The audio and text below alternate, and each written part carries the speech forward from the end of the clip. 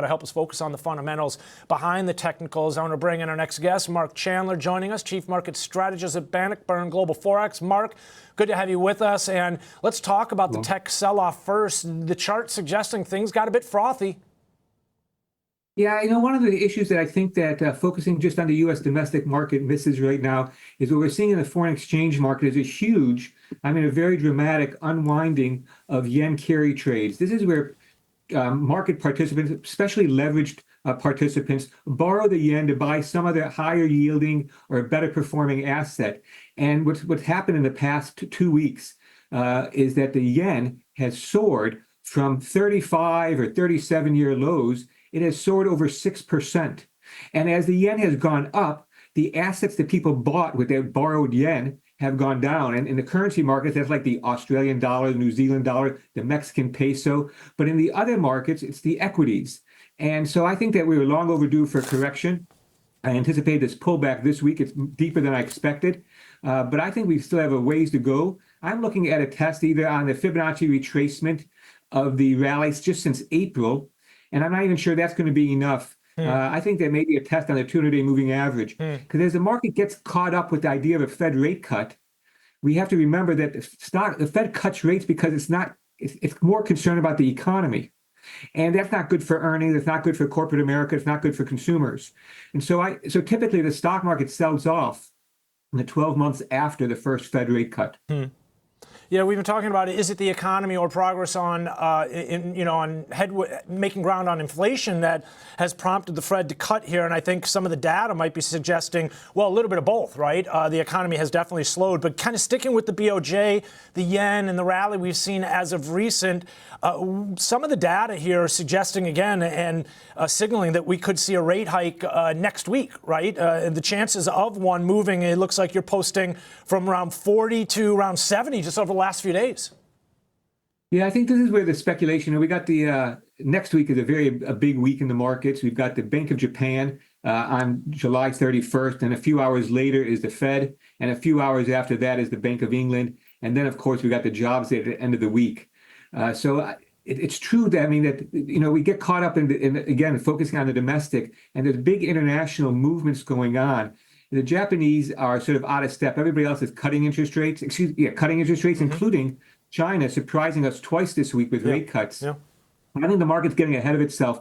When I look at the Fed funds futures, I'm seeing about a 25% chance of a 50 basis point cut in September. Wow. I know you guys were talking about Dudley. Dudley says the Fed should cut rates next week. The market says there's less than a 10% chance of a cut next week, but they're really doubling up on their bets of a September cut. And I think moving more than 25 basis points in September is a bit of a stretch right now.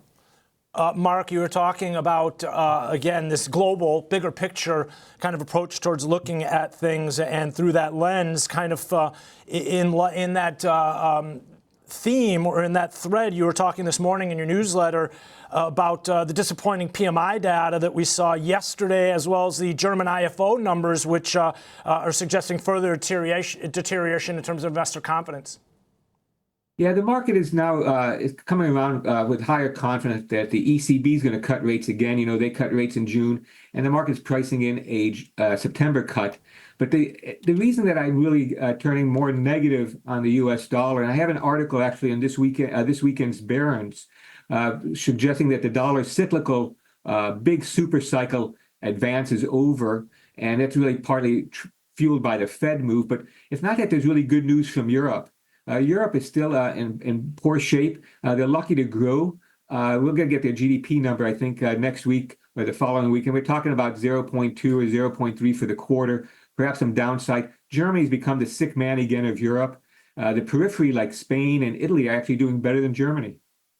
Yeah, and again, kind of getting back to your point earlier about how we've got the Bank of Japan about to hike rates. Obviously, again, the PBOC cutting rates, as well as that theme that we've seen globally. But even more recently, it was the Bank of Canada, right, with their dovish cut. Yeah, the Bank of Canada is really perceived to be among the most dovish of the G10 central banks. Maybe Sweden a little bit more dovish. But, you've got dollar Canada now at the U.S. dollar is at new highs for the year against the Canadian dollar.